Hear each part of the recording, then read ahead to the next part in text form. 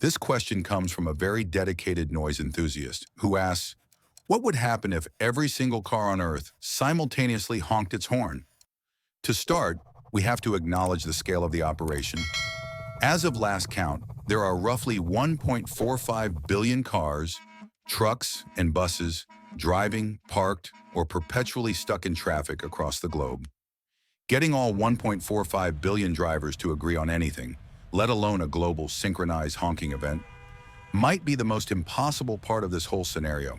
But let's assume, for the sake of physics and our eardrums, that at 3 p.m. Greenwich Mean Time, every single horn button is pushed at the exact same moment.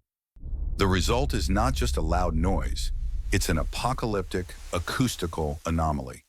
The average car horn produces a sound intensity of about 110 decibels, dB, when measured from about a meter away.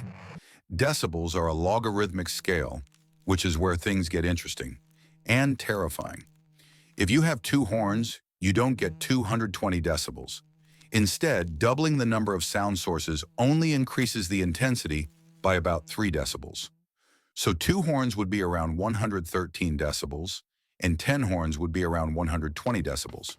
This means to calculate the sound intensity of 1.45 billion horns, we need to figure out how many times we've doubled the sound sources. 1.45 billion is 2 to the power of just under 31 times larger than a single horn. Adding 3 decibels to 110 decibels 31 times gives us a total instantaneous sound intensity of roughly 203 decibels at the source. This is a staggering number.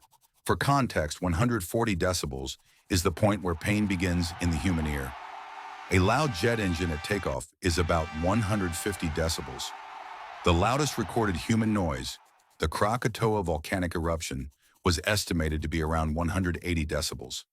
And that explosion was powerful enough to rupture eardrums of sailors 40 miles away, and the sound waves circled the globe several times.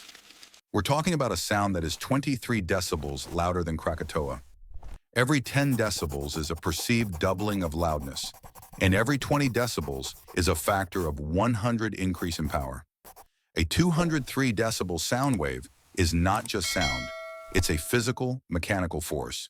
When a sound wave exceeds 194 decibels, the negative pressure trough of the wave drops below zero, essentially becoming a shock wave, a massive immediate jump in air pressure. At 203 decibels, this shock wave would instantly vaporize the eardrums of every human and animal within a large radius of a horn. But it gets worse.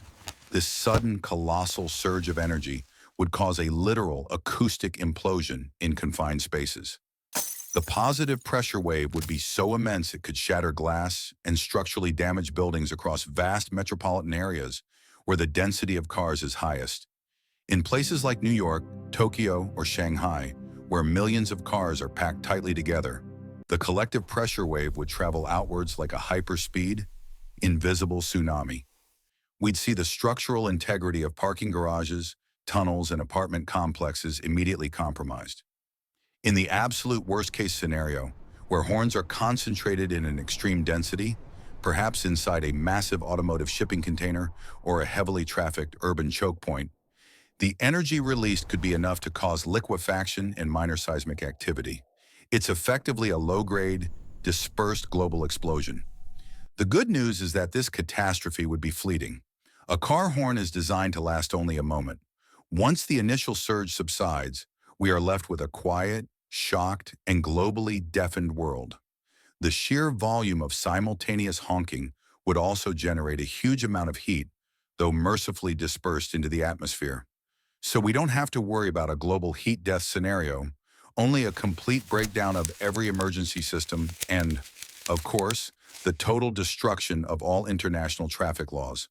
In conclusion, if every car on Earth honked its horn at once, the Earth wouldn't be destroyed, but civilization would experience the most sudden, violent, and certainly the loudest global headache in history. You'd definitely be in trouble with the International Society of Acoustical Engineers.